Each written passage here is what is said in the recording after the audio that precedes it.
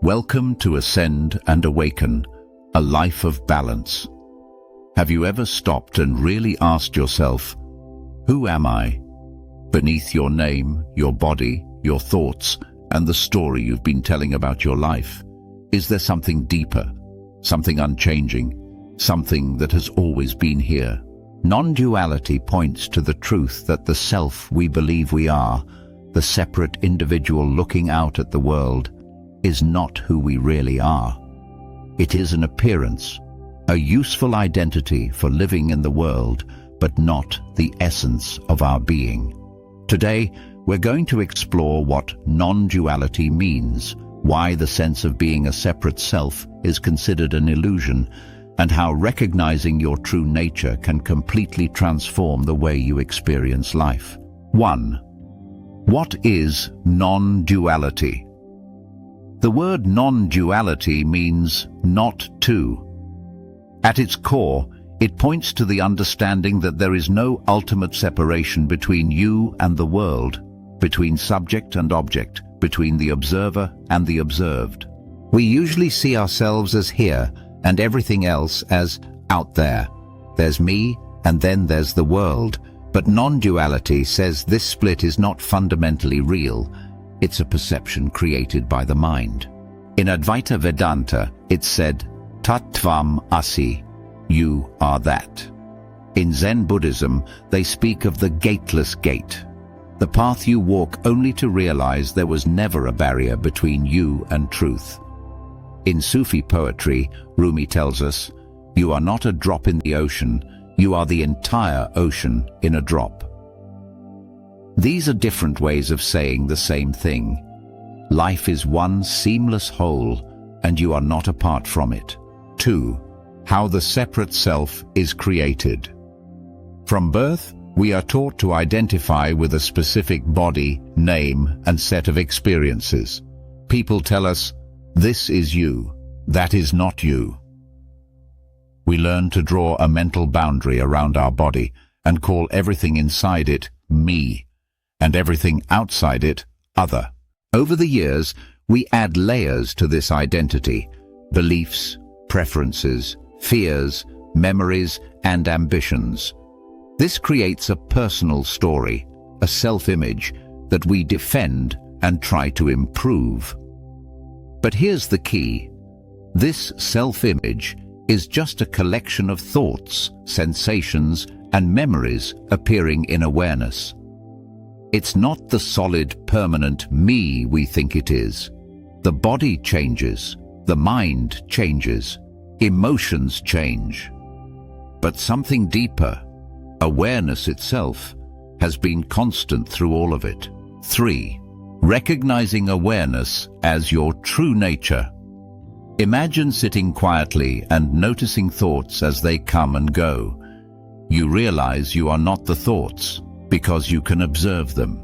Then you notice feelings and sensations, and again you realize you are not these either. What remains when you set aside everything that changes? Awareness, the open, boundless presence in which all experiences happen. This awareness has no edge, no personal identity. It doesn't belong to you. It is what you truly are. And it is the same awareness in everyone and everything. This is the heart of non-duality, realizing you are the field in which life appears, not the separate character within it. 4. The end of the separate self.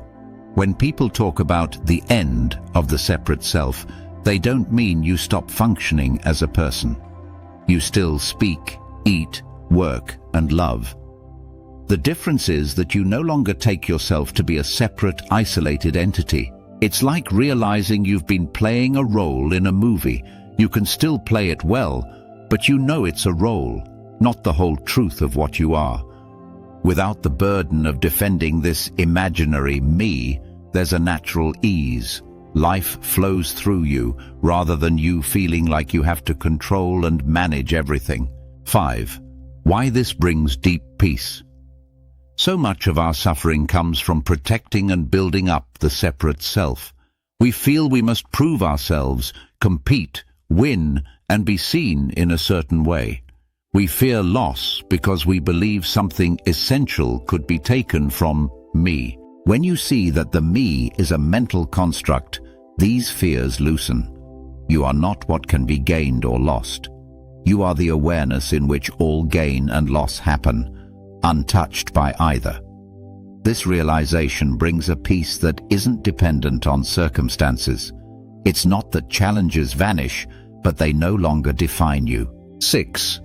How to begin recognizing this truth. You can explore this right now.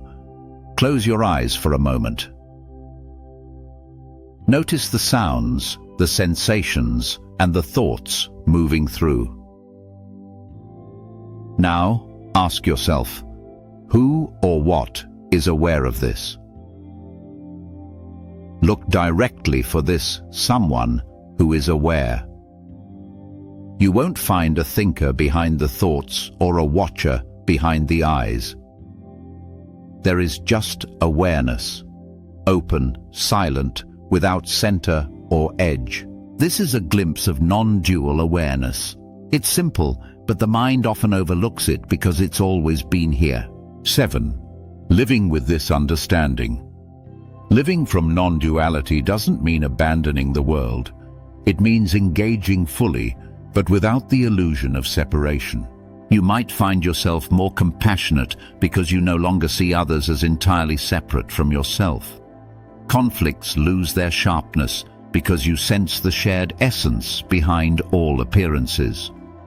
Gratitude deepens because everything, even the small moments, is recognized as life expressing itself in countless forms. 8. The ongoing journey. For most, the recognition of non-duality begins as brief glimpses.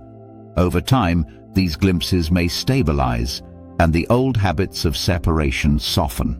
There's no finish line, because this isn't about reaching a state. It's about seeing what's always been true. The separate self was never real.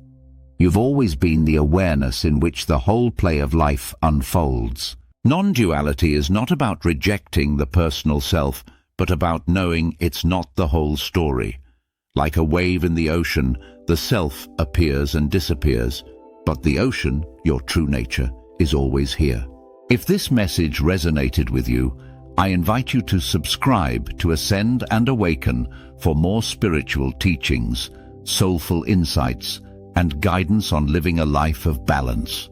Peace, love, and light to you on your continual spiritual journey.